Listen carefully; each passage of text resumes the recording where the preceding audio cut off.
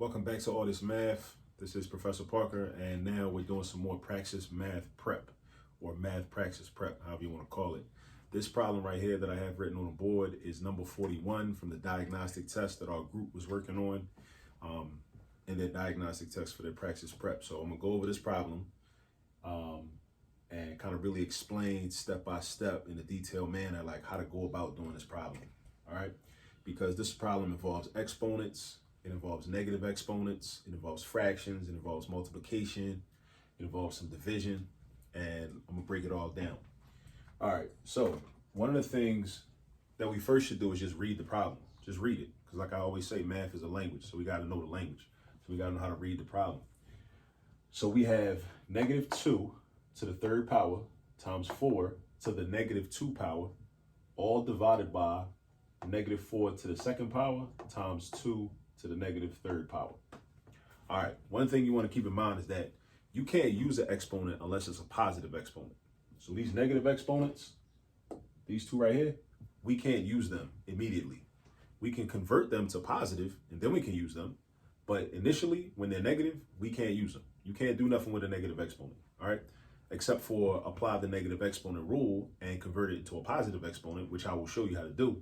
But in the meantime, you can't do nothing with a negative exponent.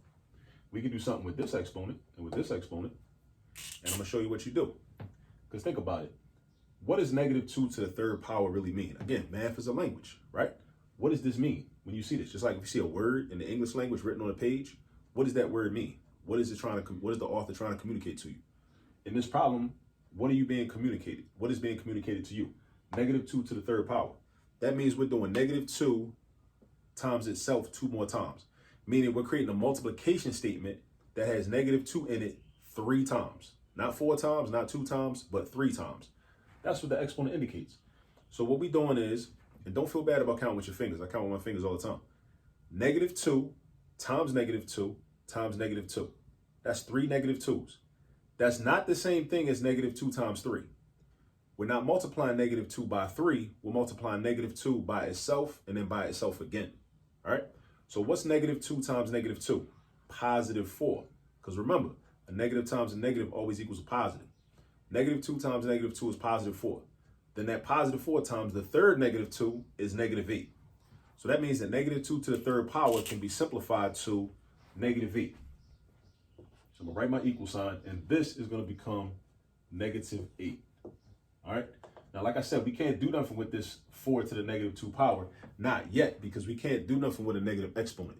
Our exponents have to be converted into a positive exponent.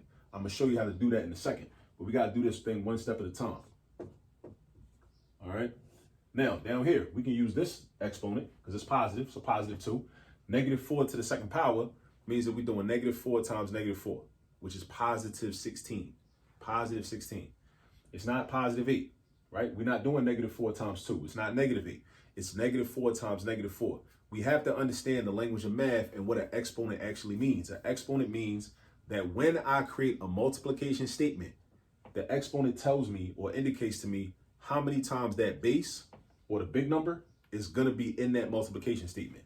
That's what the exponent tells me. So it tells me how the multiplication statement would look. You're going to have 2 negative 4s.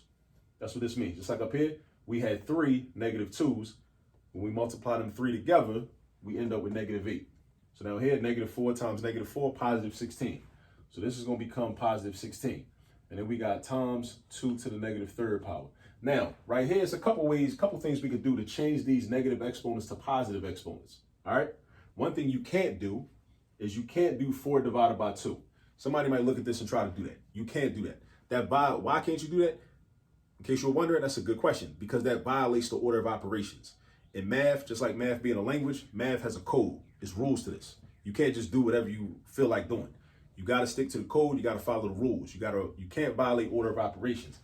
And order of operations says that we deal with exponents first before we divide. All right. But first, in order to deal with them exponents, you got to convert them into positive exponents. So one way we could convert them into positives is by applying the negative exponent rule. The negative exponent rule says that if you have a term or a base or a number or a variable or whatever with a negative exponent, you can convert the exponent to a positive exponent by taking the reciprocal of it. Reciprocal. All right, make sure you know what the word reciprocal means. A reciprocal is when you take a term and basically flip it upside down. Its numerator becomes the denominator becomes a numerator. All right, so we take the reciprocal. So if I want to take the reciprocal of 2 to the negative 3, basically what I'm doing, all right, I'm gonna give you a shortcut. Basically what I'm doing is this. I'm taking this 2 to the negative 3 and I'm moving it up to the top of the fraction because it's already in a fraction, right? This is already in a big fraction. And then the same thing with the 4. If I take the reciprocal of 4 to the negative 2, I'm basically moving it down to the bottom. So the 2 goes up top and the 4 comes down to the bottom. The 2 goes up top and the 4 comes down to the bottom. All right? 2 goes up top and the 4 comes down to the bottom. Now, once I do that, now the exponents become positive. That's the negative exponent rule, right? When you take the reciprocal of a term, its exponent becomes positive. Now, check this out. This is what it's going to look like now. Now, that negative 8, I'm not doing nothing with that negative 8. But then that 2 came up top. And now the exponent is positive. Now it's a positive 3. It used to be a negative 3 down the bottom. Now it's a positive 3 up top. The 16 is down there. The 4 to the negative 2 was on top. Now the 4 is going to come down bottom. The 4 is going to come down bottom. All right. So we got 4 to the second power. All right, because it used to be a negative 2, now it's a positive 2. If anybody's wondering who this is on my pen, this is Mary McLeod Bethune, founder of a school down in Daytona, Florida, which is now the Bethune-Cookman College or the Bethune-Cookman University. All right, in case anybody was wondering. All right, so now we can use these exponents now. All right, so we're going to do 2 to the third power. That's not 2 times 3. It's not 2 times 3. It's 2 to the third power. Multiplication statement, 2 times 2 times 2. All right, 2 times 2 is 4. 4 times 2 is 8. There we go. So we got negative 8 times 8. On the bottom, 16. 4 squared is not 4 times 2. It's 4 times 4. Multiplication statement. How many 4s? 2 of them. The exponent tells you how many. All right, 4 times 4, 16. All right, keep going. Now, couple ways we could go with this.